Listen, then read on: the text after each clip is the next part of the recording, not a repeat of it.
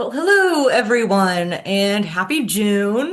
We're very excited to be here today, Kerry and I, to highlight all of the wonderful things that are going to be in your June subscription box.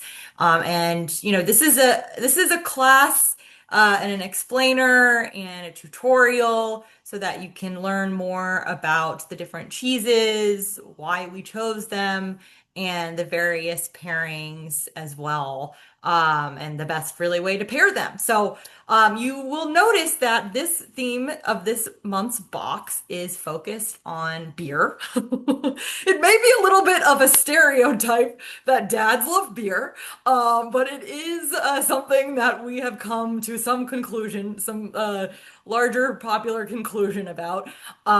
So essentially, that's really where this theme came from because June is the month of Father's Day, and it makes a really great gift to gift people cheese that pairs well with beer. So you'll see in the tasting menu that is provided that there is a highlight on some suggested beer pairings.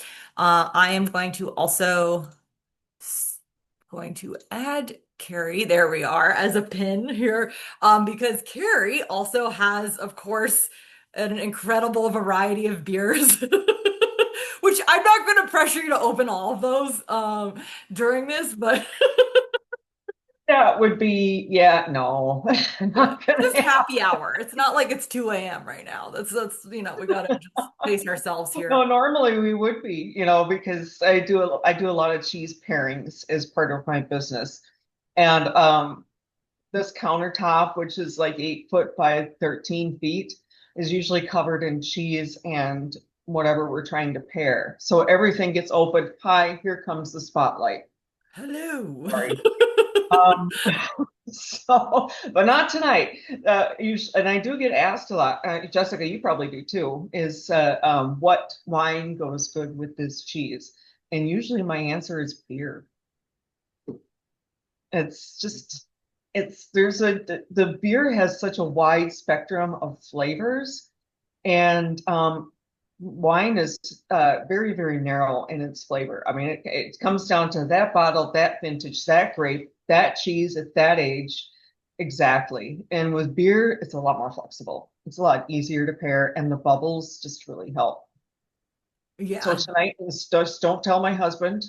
This is one of his favorite styles of beer. I usually go in for IPAs myself, but with the cheeses that we have tonight, this style of beer, a Belgian blonde, actually pairs a little bit better.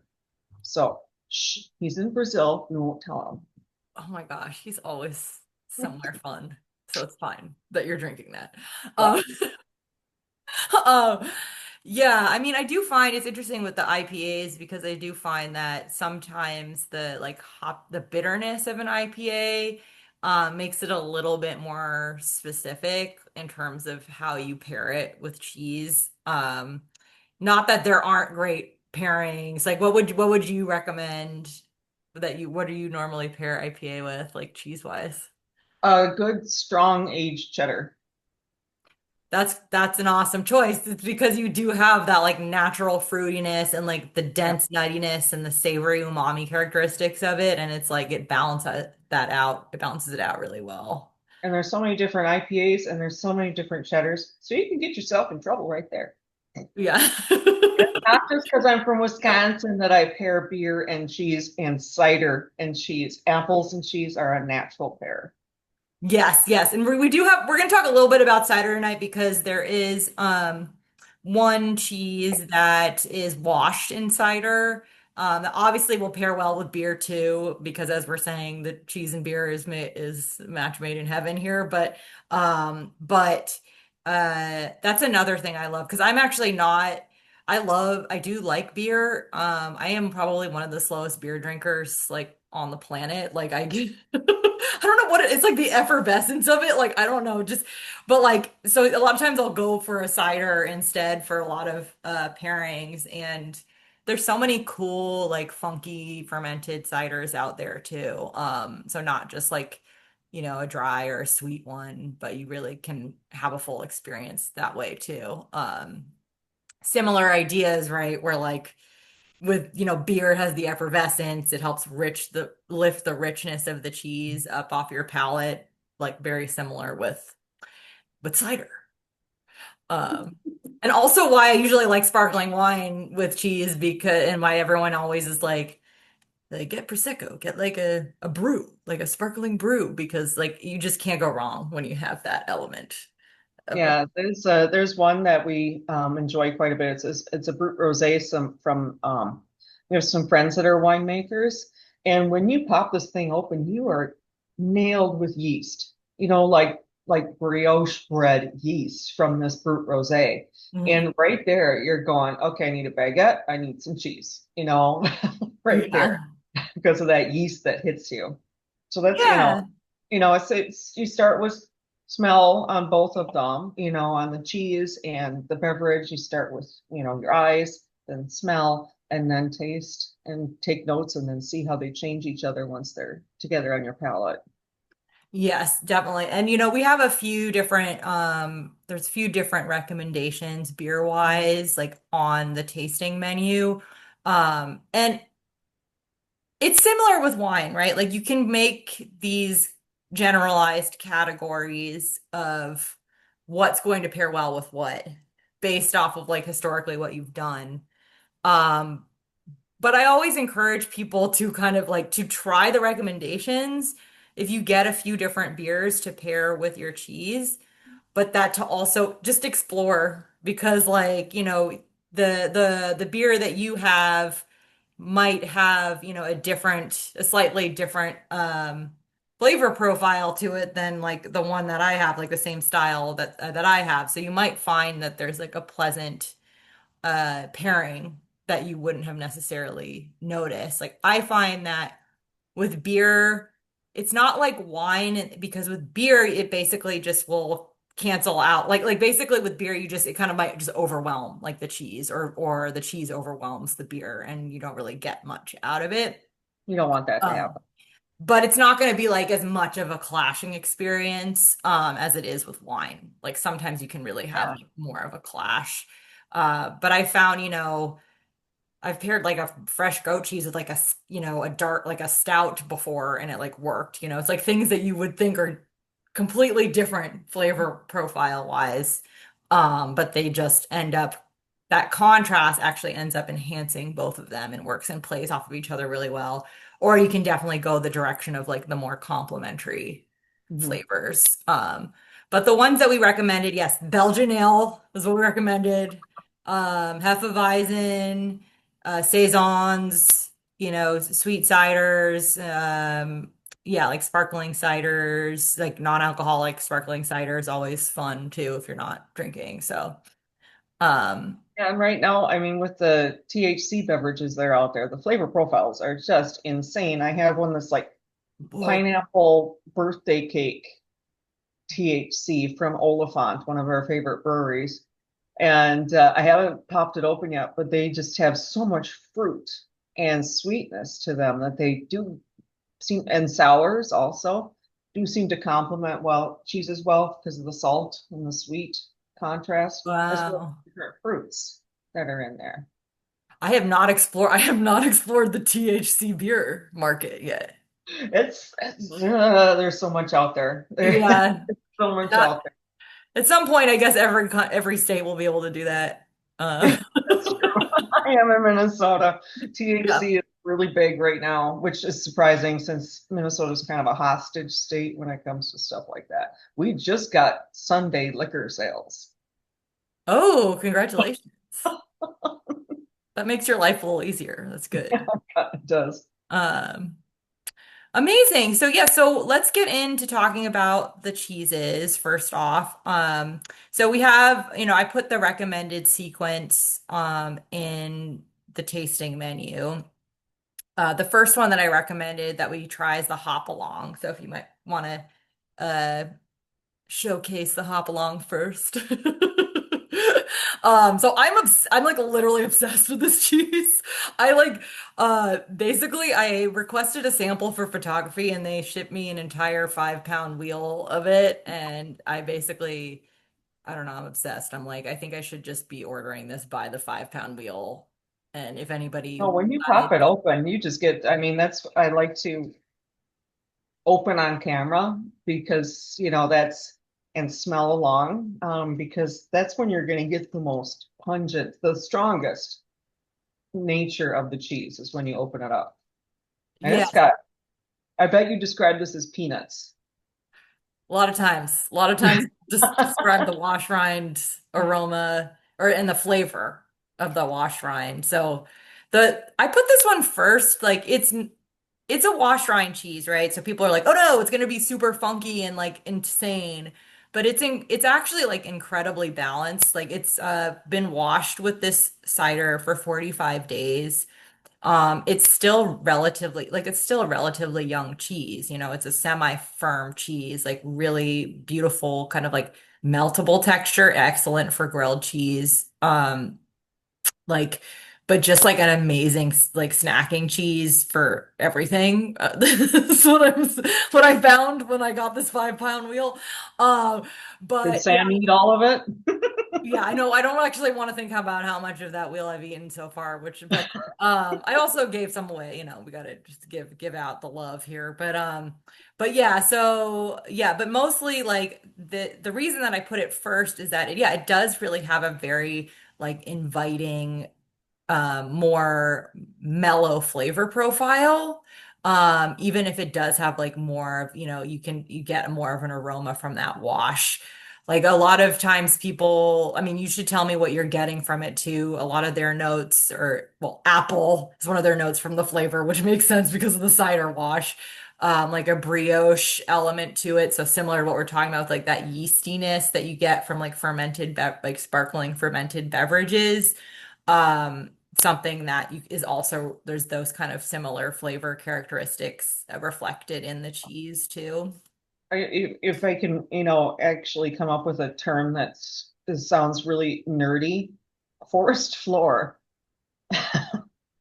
It has a little bit of that grassy, mossy I like dampness smell to it.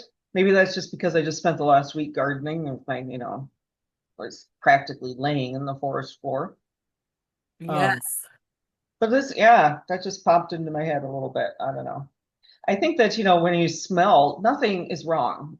When taste or smell, you come up with a descriptor, there's nothing that's going to be like, oh, no, that's not correct. In the cheese world or pretty much any other world, except for maybe wine, depending on who you're talking to. Um, but the first reaction that you get, just blurt it out. The first thought that you have. Now, Yeah. someone's going to ask you about the rind. What do we do about that? Eat it. I love to eat that rind. It's just so it's like again, it's like not it does have like, you're talking about like more I love that. It's kind of like a green earthiness that you're Mhm. talking about. Like it's not as like sometimes people talk about earthiness and it's kind of more like it's more funky or something, but I think what you're saying is like a little bit more of like a brightness like to it as well.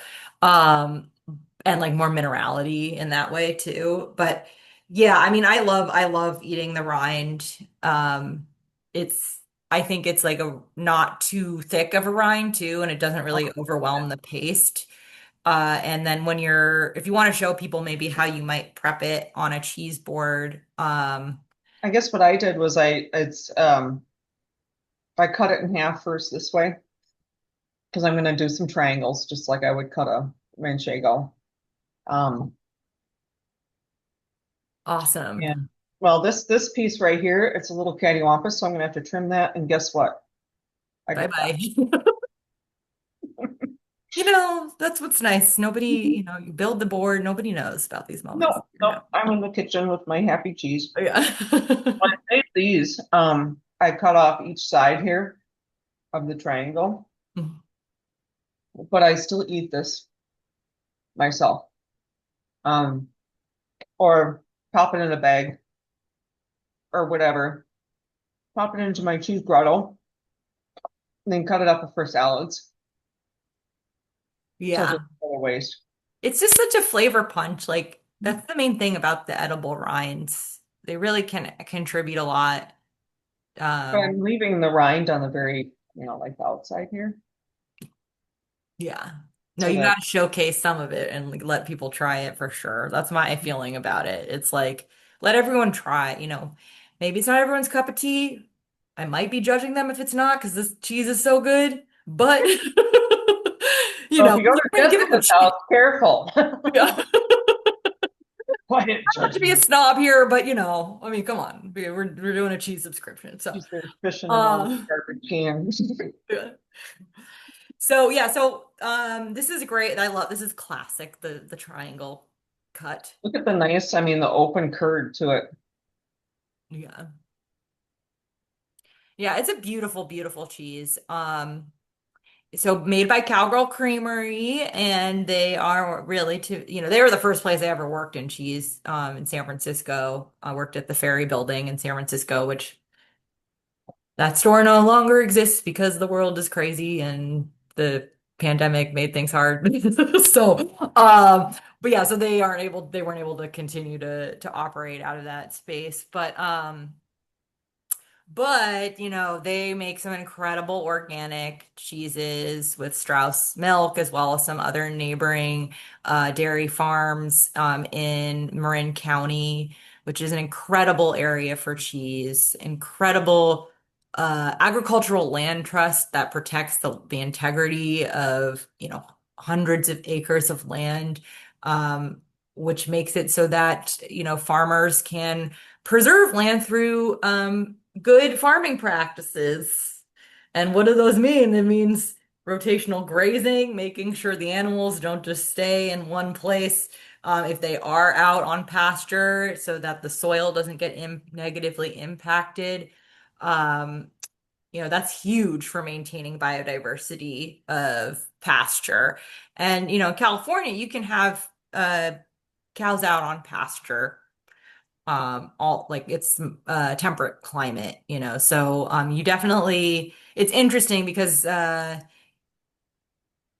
during the summer it gets quite dry, but then like during the colder months of the year is when you get that like really lush grasses and the cool climate air and like the fog and all that romantic stuff that happens in Marin, north of San Francisco.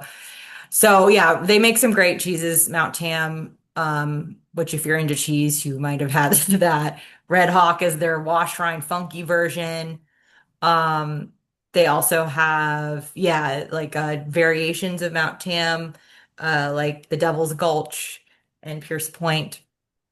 And we're going to be highlighting them in an upcoming quarterly subscription for Meet the Cheesemaker during the holidays. They're excellent, excellent holiday cheeses for a table, and we're going to be getting them on a call just like this, talking about their cheese, hopefully doing a tour of their space. It's just, always like it when that happens. So, beautiful. So yeah, look at that beautiful plating. I love it. In the Well, the cheese nice thing bar. is that you can do this so far ahead. And this is the soft, they qualify it as a semi-soft, I think. And it's if this were just on a table, it would dry out instantly. Bring it outside and in summer temps, no, it's going to start to sweat and curl up kind of like I do when it's 85 degrees. And it'll look gross. But I have had just a plate like this. It's kind of dangerous. I have to warn you. A prearranged, pre-cut in the grotto on the countertop. And the nice thing is that when I go, I don't know what I want right now. I'm running out the door and just grab a few pieces and off you go. Yeah, just like you have a cheese board made for you at all times and you can just snack on it, which is awesome. Yeah, I love it It's for that. so impressive, when you have company over, you go, I was ready for you. That's what you'll do. Awesome. So yeah, so let's get into the second cheese. So in the tasting menu, the second one that I recommended was the Pure Luck goat cheddar. Guys, this is exciting because they just came out with this cheese. It's very new for them. It's a pure 100% goat milk cheddar. For the folks who decide to opt out of goat and sheep milk cheese in your subscription, I am sorry. You're not enjoying this cheese. But maybe you're fine with that. So that's okay. But yeah, we do have a great substitution for you that was added to that one. But yeah, so what I mean, this is a pretty unique. There aren't very many like 100% pure goat milk cheddars, goat rodeo dairy. I love them. I love them a lot. They are based in Pennsylvania. They make really incredible goat and goat cow blend cheeses that I find to be incredibly approachable for people who might not have really been into goat cheese even before. Like I feel like they're very well balanced. Like I'm obsessed with their wild rosemary, like obsessed with that one. It's like I don't have you've had that one too, right? That's, I haven't had the wild rosemary, no, but I've had oh, other, I love rosemary, period. yeah. And I think that's, especially this time of year, rosemary goes on like everything for me. But to have that, while you're grilling outside, just anything alongside of it, it's going to naturally go with the meat. It's going to naturally go with the vegetables because you're basically adding an herb to them. Totally, yeah. It's like, I don't know, people sometimes get very purist about cheese, and we do have the option to opt out of flavored cheeses as well for a subscription, but it can be done incredibly well, and it can like be a great arsenal for a lot of things in your kitchen, and you'll discover pairings in your kitchen that you didn't really think about before. Um, but I think a lot of times people are like, I don't want just like the Trader Joe's like stuffed with cranberry Stilton or something. Some people, I'm not judging you if you love that. I'm Yeah. telling you, like I'm into the flavored stuff, but I think it's like there's a certain like flavor that people are like, or people feel like, no, that's not what cheese is. It's this one is more pure. It's like a pure expression of their goat milk and their goat herd. They're a farmstead operation. But yeah, I just find that yeah, give it a try. I find that it's like has a lot of like the flavor characteristics of like a really lovely cheddar, like the bright acidity that you would get from that, like some grassiness to it, some nuttiness, but a little bit more minerality because of the goat milk. Like a lot of times with goat milk cheeses, you get more of this like mineral quality, I find, because the way that goat milk is like shorter protein chains and it makes it a little bit more peppery and more minerally in the flavor naturally. So, but yeah, try it. Tell me what you think when you try it. Well, Smell it. this is gonna sound really funny, but it reminds me when I was a kid. I'm a Gen Xer, so we kind of were raised wild and go out and play. Because if you're seen, you're gonna get a chore. And Uh-oh. there was this Fun. little plant in the lawn that we called sour grass. And I don't know what it actually is, but we would eat it. It tasted sour and green. And I've always liked sour stuff too, but that's the smell I got right away. It was this sour grass.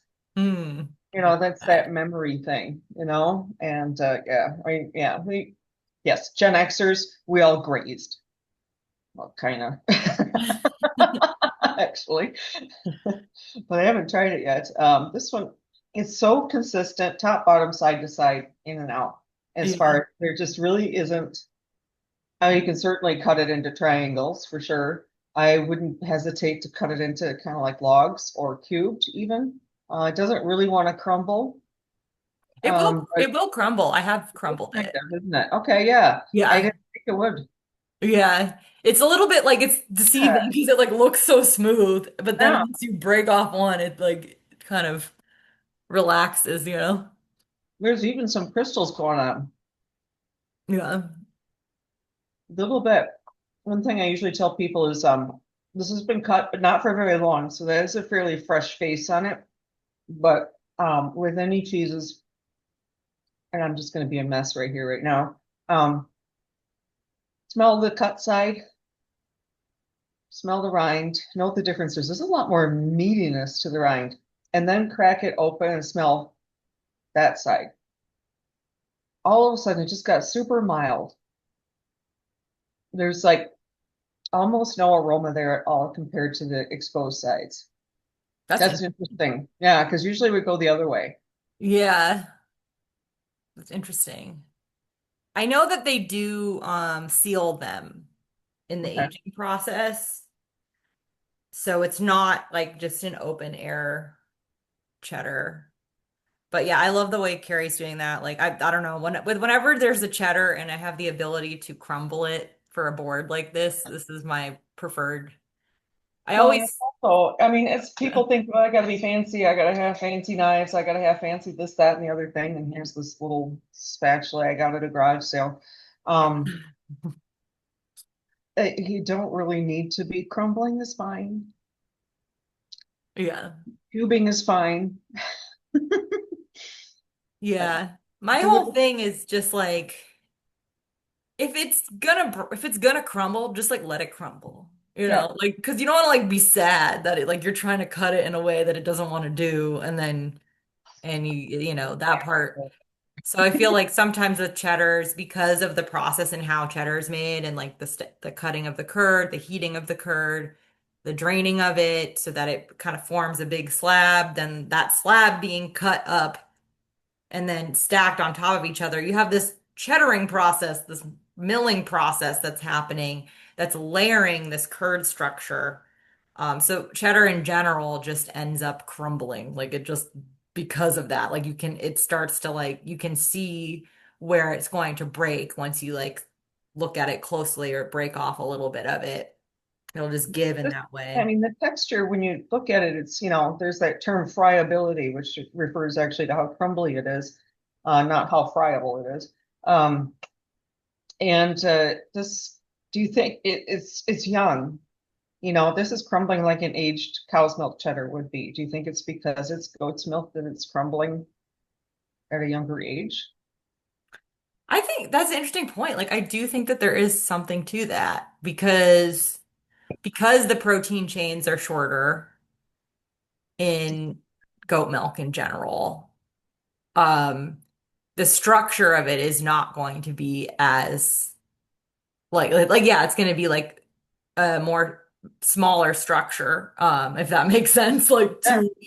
to the whole protein structure of the cheese is going to be smaller than if you have,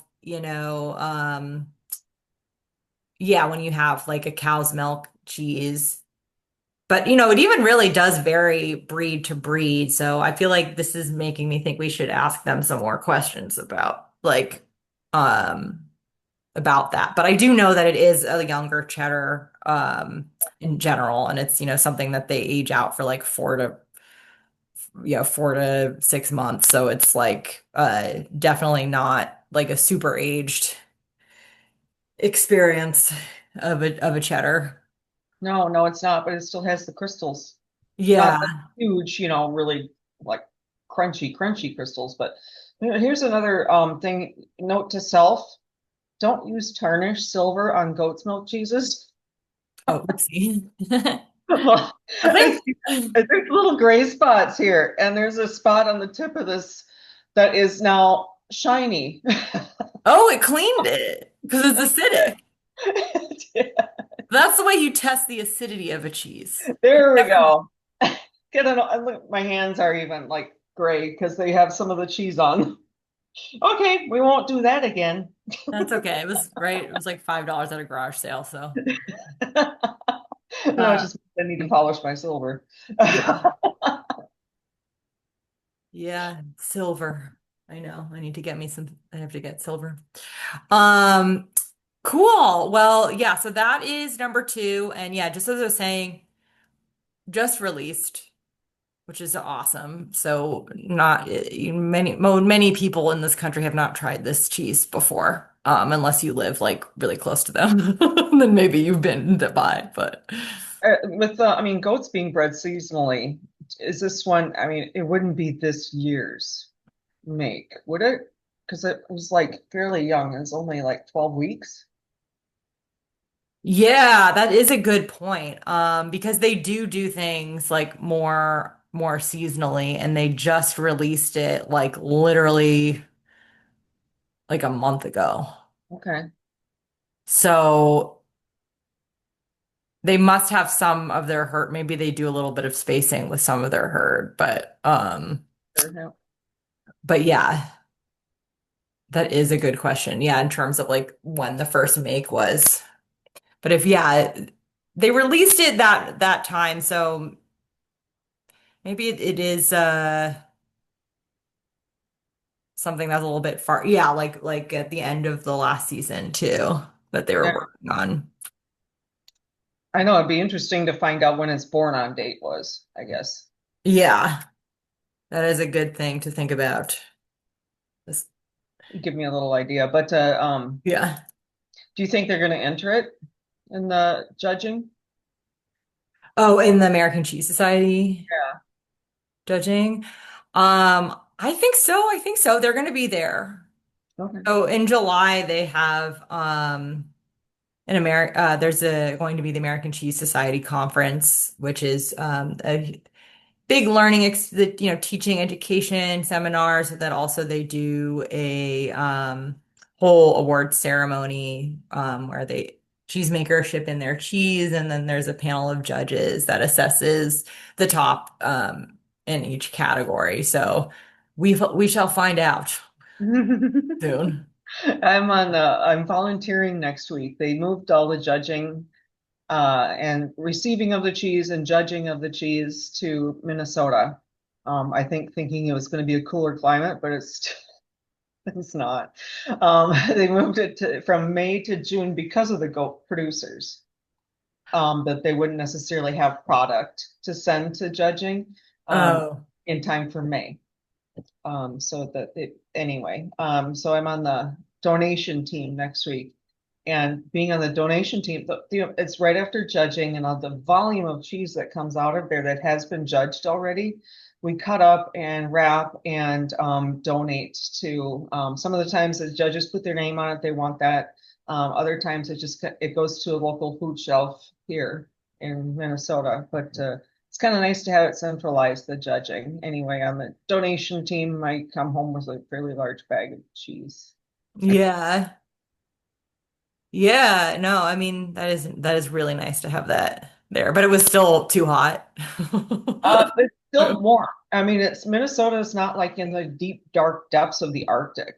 We still can get 100+ degrees here. So I think Yeah. a lot of the reasoning was that when that cheese shows up on the dock, it has to be temped out correctly or it's thrown in a dumpster. Mm. Um, has to be under 41 degrees. How disappointing would that be for a cheesemaker? A lot of them actually drive their cheeses to Oh wow. judge instead Yeah. of. It's interesting because that's definitely like well, it helps for like, if they just freshly are shipping a sample, they want it to be in the best impeccable condition for judging. So if it were to stay in transit and get warmer than 41 degrees, then it might change a little bit. Um, but it is interesting, because we have the cheese grotto and like Yeah. always leave the cheese out on the counter. And it does change and it's not really an issue. But it's like when you're trying to capture a specific flavor profile and a specific texture for judging specifically, yeah, that's so important. Yeah, it's totally. The presentation is everything. Yeah, for sure. Great. So let's get on to the third cheese here. The third cheese that we have is from Car Valley. And oh yeah, also wanted to mention with Goat Rodeo, we have done a Meet the Maker quarterly subscription with them and featured four of their cheeses, one of which was Wild Rosemary, which is one that we were talking about earlier. So that those are yeah, it's always really great to talk and meet with Steve and India who run Goat Rodeo. But the reason I said that is because Carvalli, we also did one not that long ago with them where we did four cheeses from Carvalli based in Wisconsin. They're like been in business for like over 100 years, family owned. So it is, I think, fourth generation cheesemaker. Yeah, and he's the most top award he's most highly awarded cheesemaker in the US. Mhm. So, hey, I think you should try all their cheese, is what I'm gonna say. Yes, it's definitely. Yeah. And fun fact, I grew up in Wisconsin, live in Minnesota, but in Wisconsin, you have to be licensed in order to make cheese. And Sid is a master cheese maker, so he's achieved a second level above licensing. So you have to be a licensed cheesemaker for 10 years before you can apply to the master's program. And then from there, you get certified in different styles of cheese. And each one of those styles is in like another 2 years. Yeah. So this is a passion project. That's the only place outside of Switzerland that you have to be licensed to make cheese. Because you have to be passionate in this industry, and most people are. They're a little delusional. But because money doesn't grow on cheese. No. Not on trees, not on cheese. Where does it grow? I'm trying to figure that out. Uh, That's a whole other conversation. yeah. But so, it is interesting with this box because, okay, I will say that the Pure Luck cheddar and the Benedictine have a similar look in terms of the color. But the texture of it is quite different. It's much more of that like semi-firm texture. Uh, it's a washed rind cheese as well, inspired by, the traditions of Benedictine monks and monasteries, make producing washed rind cheeses as part of their daily chores. That and beer. Hey, we got them both. You don't see, so the interesting thing about this cheese, you don't see the wash on No, it. And no, that's but I have had it with I mean, I was surprised at how light the rind is because I've had yeah. it before where that is a amber, sticky, scrape it off with your fingernail rind. Mm. And incredibly pungent. Takes a good strong like Belgian blonde to stand up to it. So, different ages are can be so hugely different. I'm surprised at the moisture that's coming out of this. It's young, right? Like it's Yeah. like I did not ask them before that because that would be a good clarifying question for them, which is really like with the wash, like and the age. Because all I've had from them, I've never had the Benedictine like that. I've never had it that age, like what you're talking about. Okay. Um, I've only had it like this. And a lot of times with cheesemakers, they will even like remove the rind for shelf life. Like if they're sealing it in like plastic, like the wheels in plastic before they release it. And I am curious if that's what's happening here Mm. because Keeping the moisture in. yeah, because you really don't see any wash at all on it. No, no. Yeah. And I like some like uh Roth Mm. cheese, they do that, right? Like when you buy their Grand Cru, you don't see a rind on it, but it's an Alpine cheese. Like Right. that's so I'm curious about that, and that's something that if anybody really wants to know after they watch this video, please feel free to email me at info@cheesegrowler.com and I will get you the answer. See what the answer is. Well, this Yeah. is when I was checking out some of their information.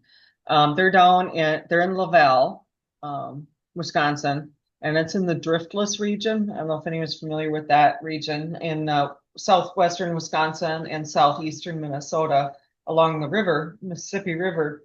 Um, the glaciers basically stopped um, north of there and dumped all of this earth and rocks and everything in the driftless region. So it's one of those places where the hills and coulees, they're not valleys, they call them coulees, are just intense and it's so picturesque. But it takes you 5 miles to get a mile from where you started and take your Dramamine. but it's beautiful. It's absolutely beautiful. And the interesting thing, they get their cow's milk from fairly local farmers, and they're all like under 70 head. Well, you can't have a big farm in the driftless region.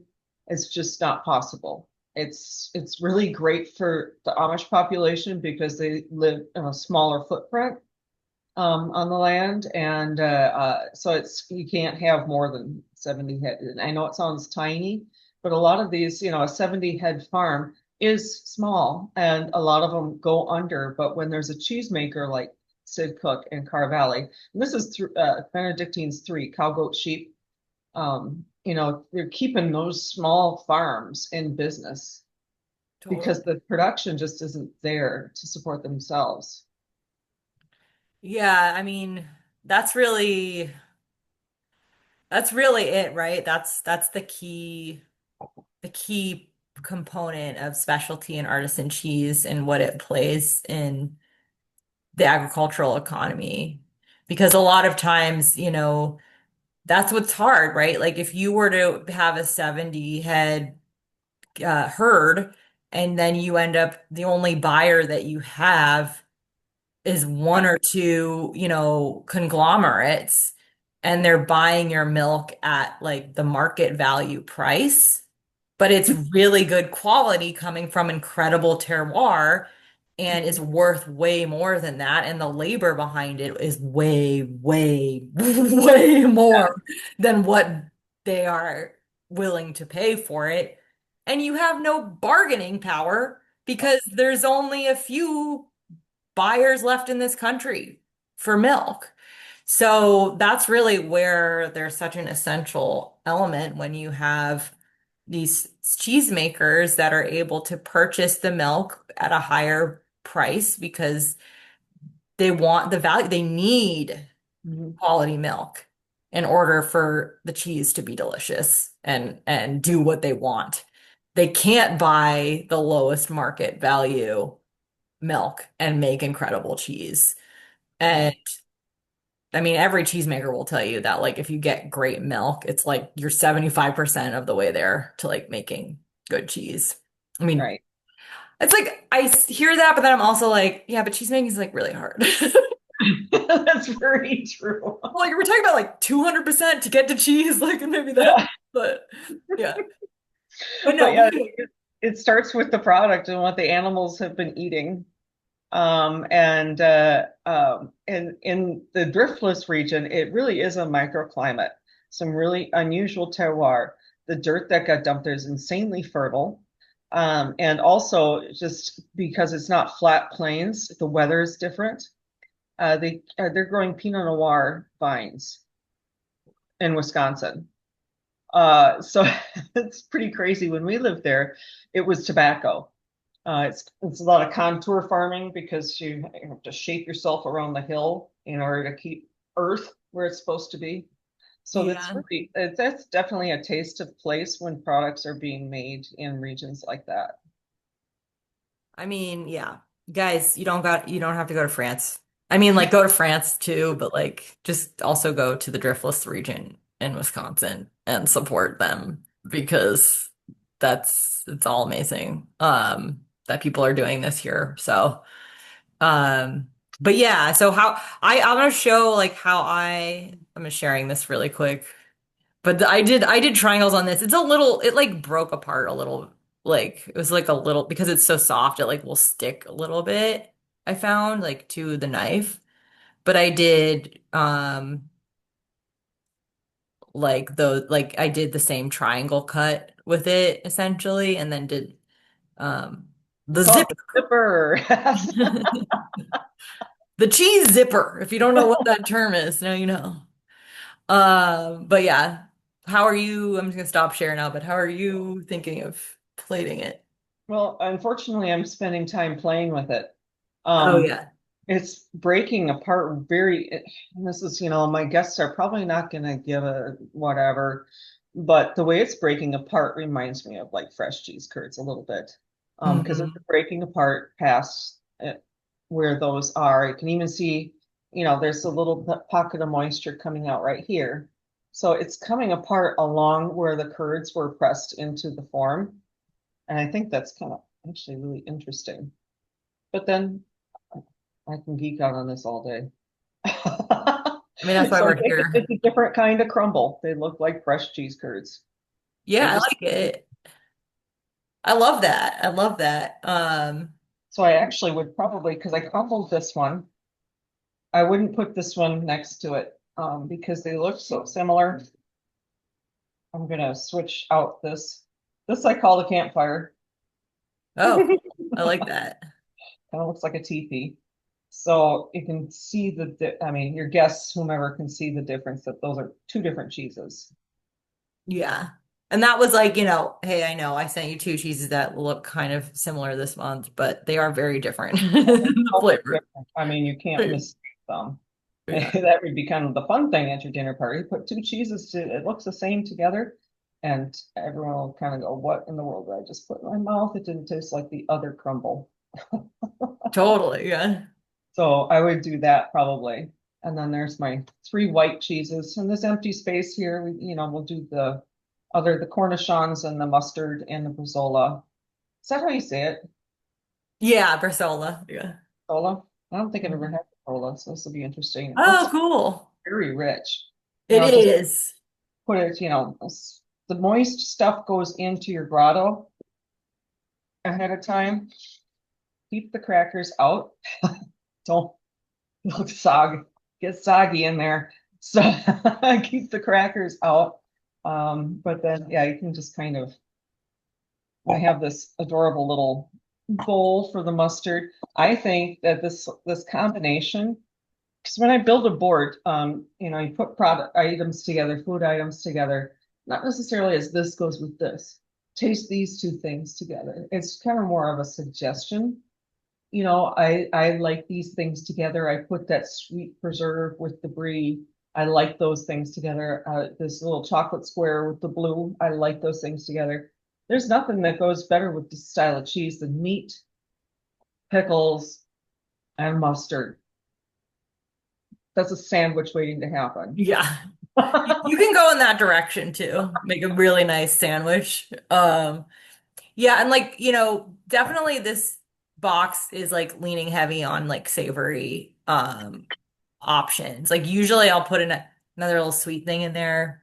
Um, but because, with the beer addition, that's really going to help balance out a lot of the savory qualities. Also, one of the bonus items that I sent was a sweet thing. There's Um, everything in there. yeah, there's like a pâte de fruits, which is like an apricot uh jelly, like kind of jelly candy, and that'll be fun as like a little like stone fruit brightness to add to the board as well.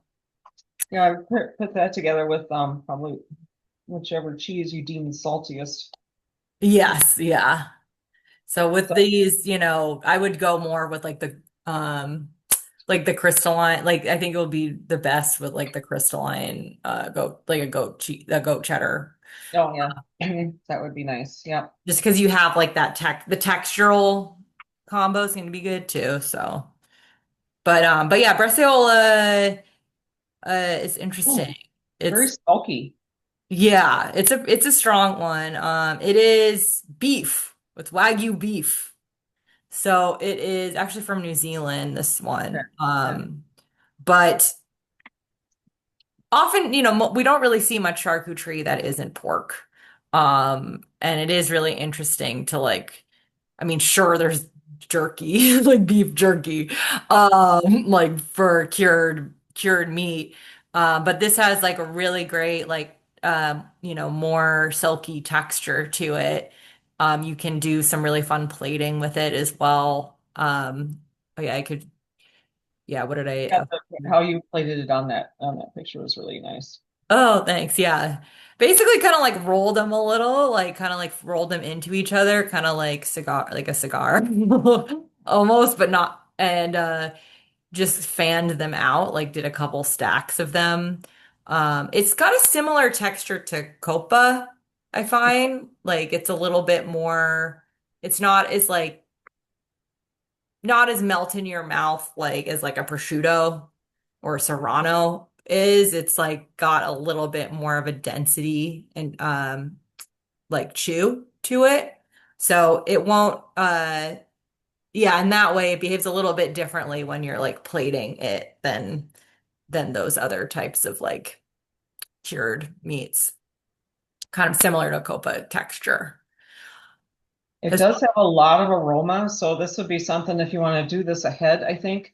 Um, Maybe test drive it to see if the Bresaola affects the cheese.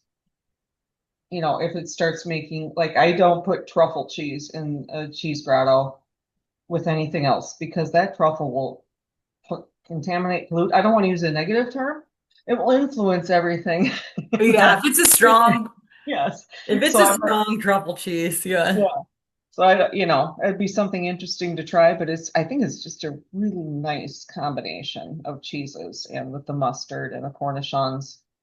I think that's, you can even like, if you want to do it like another do ahead, uh, one of the cheeses could be cut into sticks, like the first one I did in triangles. You could cut it into sticks and put a cornichon with that and wrap it in bresaola. You have a ready-made bite to go. That's Uh, great. Yeah. That is super fun. but the one thing we don't want to do is put this on the plate like that. Yeah, that's gonna be hard for people to get it, to pick it up. Yeah. I mean, like it was just you at home Yeah. snacking, but sometimes it's nice to treat yourself too, so it's nice to do the plating.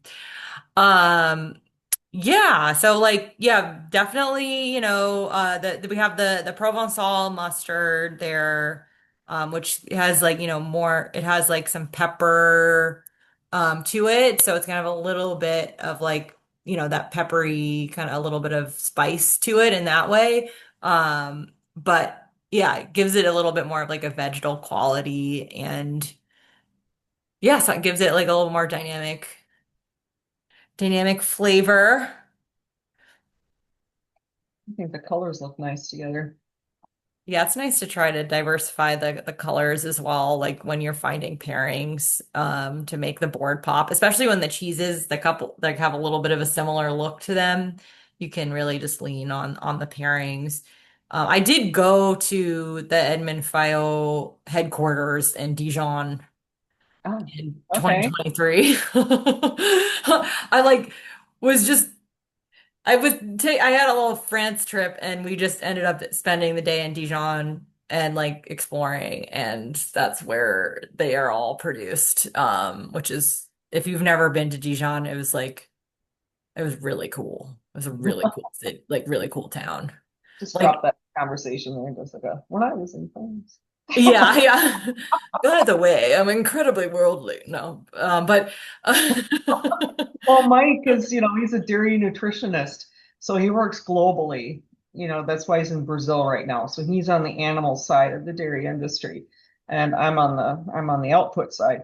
But I am the cheese professional. I am the cheese specialist. Which one of our family you think found his way into the Parmigiano Reggiano hmm, facility?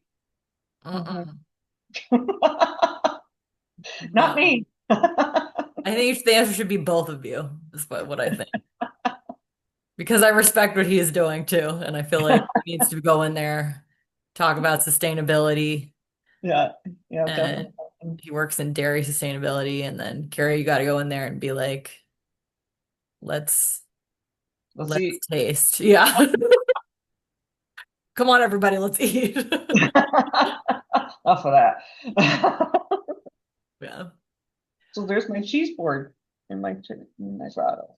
I love it. And take Greta outside like I did the other day with Yeah. dinner. Carrie took some like stunning photos of her grotto and we posted it on Instagram, but it was like I want to be there right now. Like your garden was so beautiful, but it was I didn't kind of like realize. the secret garden. Yeah, it kind of is. Yeah, it's Yeah. great temperatures and all the lilacs are blooming, so it was really um, the place to be that day. But no, I didn't. This is just like this is supper for us in the middle of in summer. if this was all prepared, I could do this in the morning. And then when beer o'clock comes around, which is usually 4 o'clock here, and just go sit outside and bring this outside.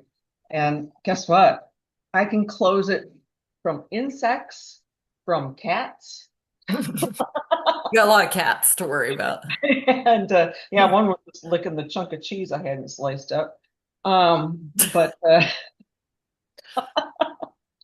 we share. Yeah. You're so generous. Where would you put the crackers?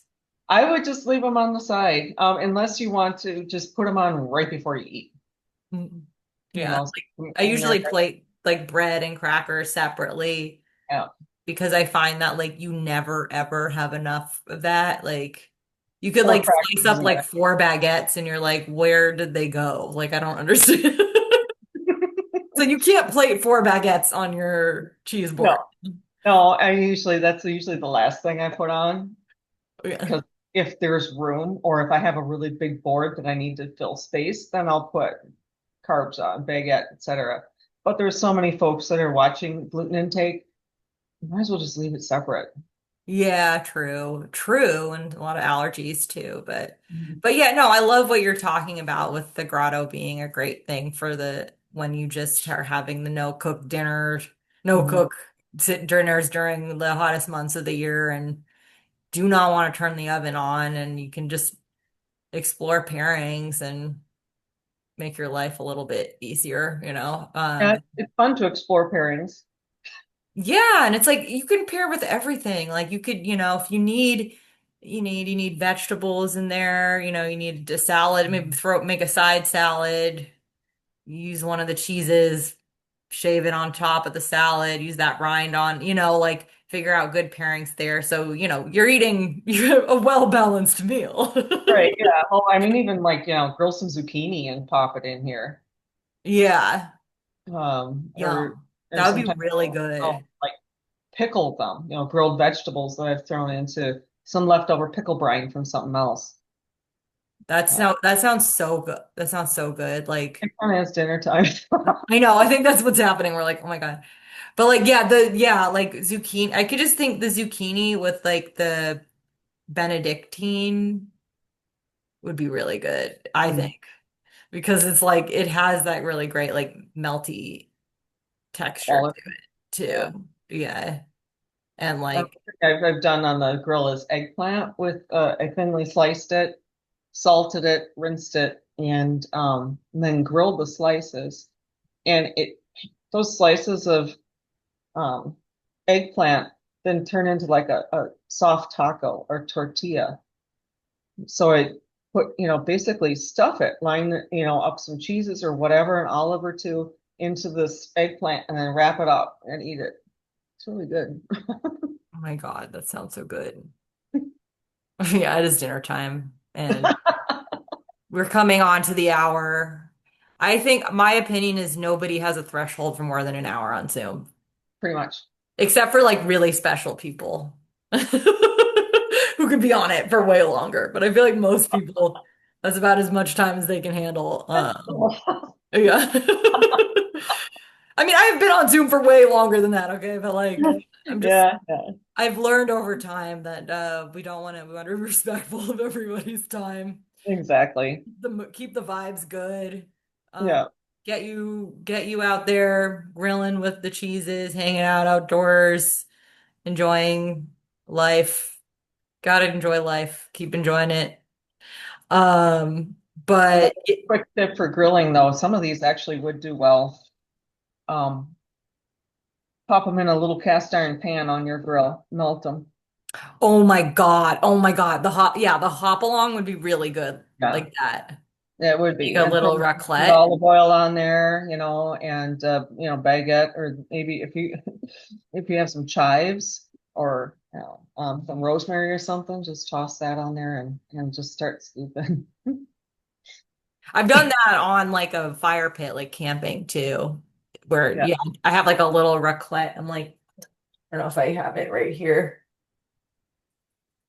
Yeah, it might not be right here, but I do have like one of those like the handle with like the metal yeah. Oh, base and you just like cut the slices of cheese, put it on there, and then put it on top of like a grate on the fire pit.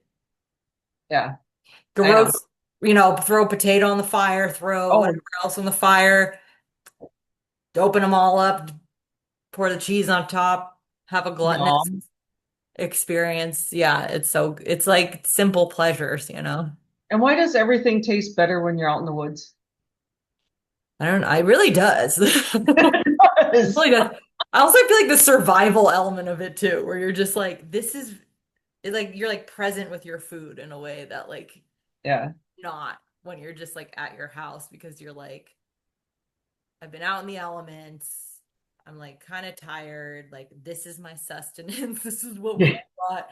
And then like, yeah, the campfire just adds a whole nother layer of like flavor to everything too. Um, but yeah, I don't know. Just that's the best part of the weather shift is like those simple like communal moments with like nature, I find. It's my favorite part. yes, yeah. And there's eating some things out in the woods that I probably wouldn't think to eat at home. Yeah, because you're surviving out there.